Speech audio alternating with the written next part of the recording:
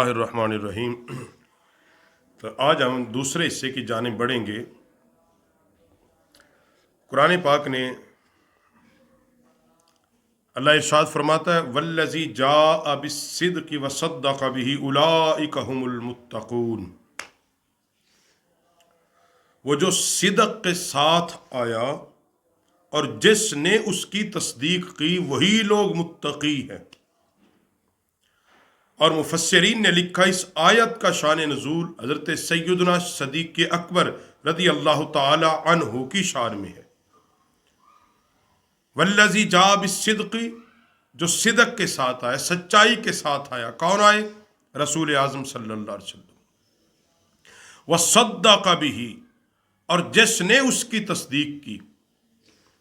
تصدیق کس نے کی؟ نبی رحمت صلی اللہ علیہ وسلم۔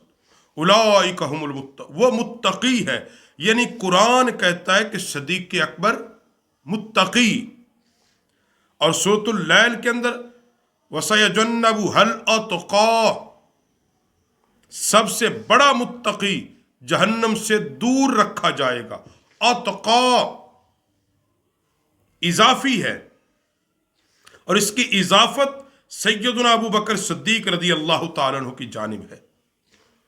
اور یاد رکھو، جو لوگ حضرت سیدنا ابو بکر صدیق سے بغض رکھتے ہیں، صدیق کا بغض انسان کو اسلام سے خارج کر دیتا ہے۔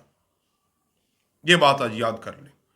وہ کیسے؟ وہ میں نے کل کے درس میں بھی عرض کر دی تھی کہ جو سیدنا صدیق اکبر کی صحابیت کا انکار کرتا ہے، گویا کہ وہ قرآن پاک کی آیات مقدسہ کا انکار کرتا ہے، اور جو قرآن کا انکار کر رہا ہوتا ہے پھر وہ ایمان والا نہیں رہتا۔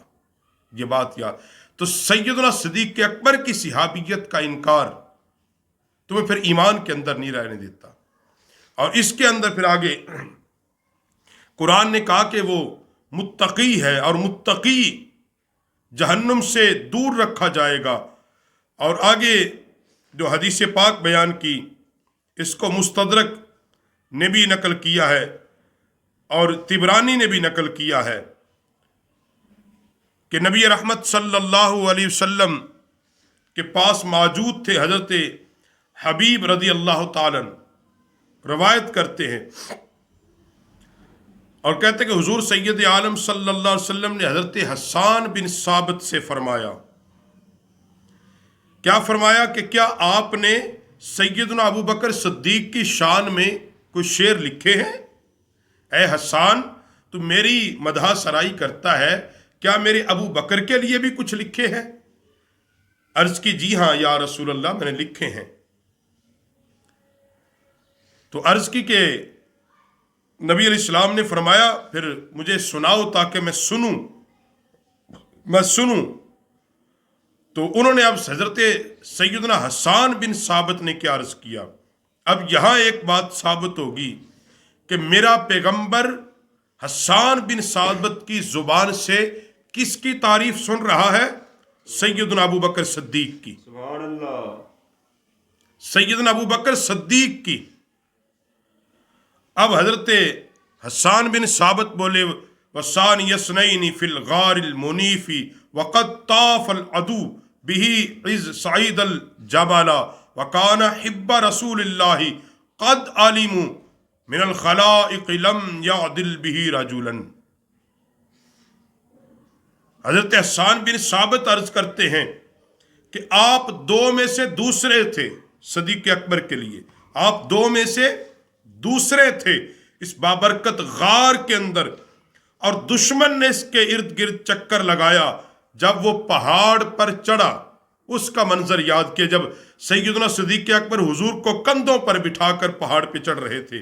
ابو بکر اللہ کے رسول کے محبوب تھے، اور لوگوں کو اس بات کا علم تھا کہ حضور صلی اللہ علیہ وسلم ساری مخلوق میں سے اگر کسی کو آپ کا ہم پلہ نہیں سمجھتے تھے، یعنی حضور علیہ السلام سیدنا صدیق اکبر کے برابر مخلوق میں سے کسی اور کو نہیں سمجھتے تھے۔ اور جب یہ ربائی حضرت حسان بن ثابت نے پڑھی نا، میرے نبی علیہ السلام مسکرا دیے، حضور کے چہرے پر مسکراہٹ آئی۔ تو یاد رکھو، صدیق اکبر وہ ہے کہ جس کا ذکر سن کر میرا نبی مسکراتا ہے۔ سبحان اللہ۔ یاد رکھو یہ بھی ایک معیار ہے کہ ذکر صدیق سن کر جو مسکرائے وہ مومن ہے، اور صدیق اکبر کا ذکر سن کر جس کا چہرہ مرجھائے وہ منافق ہے، وہ رافضی ہے، وہ دشمنان صحابہ ہے، کیونکہ صدیق اکبر کا ذکر سن کے مسکرانا میرے پیغمبر کی سنت ہے۔